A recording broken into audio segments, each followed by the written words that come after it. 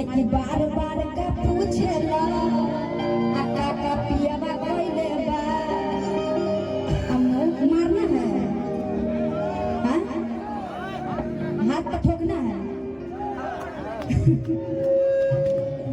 आपको नींद तो नहीं लग रहा है बाबे को वो दांत नहीं मुंह में तैयो देखिए कि बार बार का पूछेला पियावा कोइले बा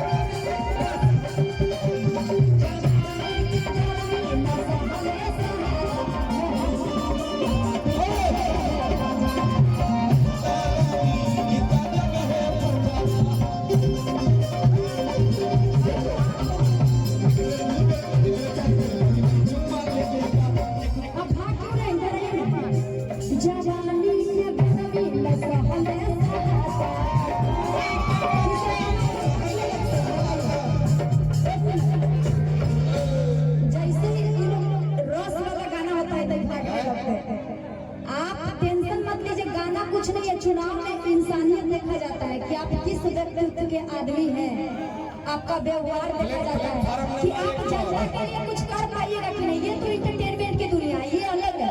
लेकिन अब जब नेता में खड़े हुए ये मत सोचिए क्या बात सही है जियो एकदम। अरे ये सब जो गाना है तो असली इसीलिए भाग रहे हैं ना। अब टेंशन नहीं लीजिए, क्यों भाग रहे हैं हमको पता है। चुनावी के लेके नहीं स्टूडियो में मिलते हैं तो एकदम हौसला अफजाई करते हैं। बहुत बढ़िया बहुत बढ़िया। अब देखिए ना अभी कैमरा लगल है तो छुप रहे हैं, तो सब पता है।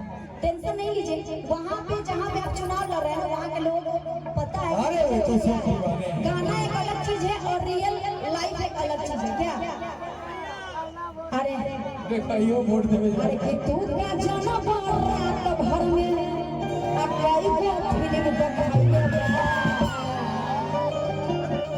आइए को बेरा दो बेरा बेरा चार बेरा पांच बेरा छह मान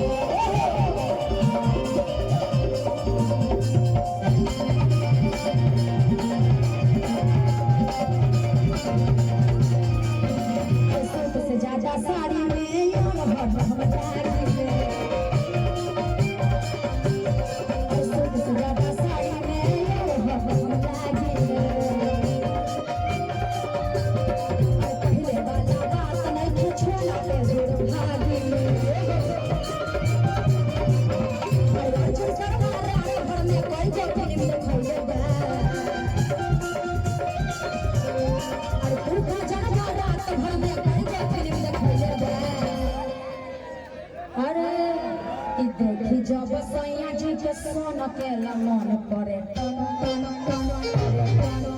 एक स्केल और बढ़ा दीजिए ना, बड़ी नीचे हो रहा है। सांसद जी बैठ गए, बताइए। हम आपका गाना सुन रहे हैं, लेकिन स्टेज से भागना नहीं होगा। अरे यही आपका गाना सुन रहे हैं।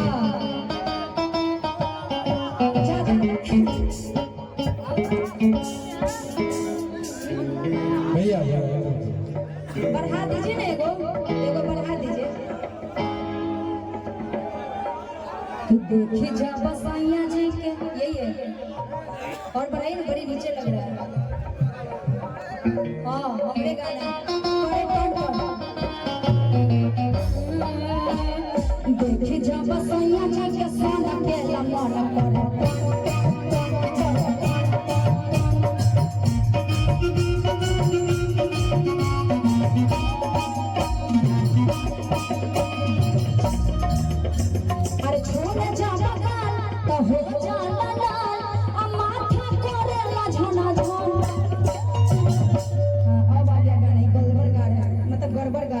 कि देखी जब सैया जी के सोना खेला मन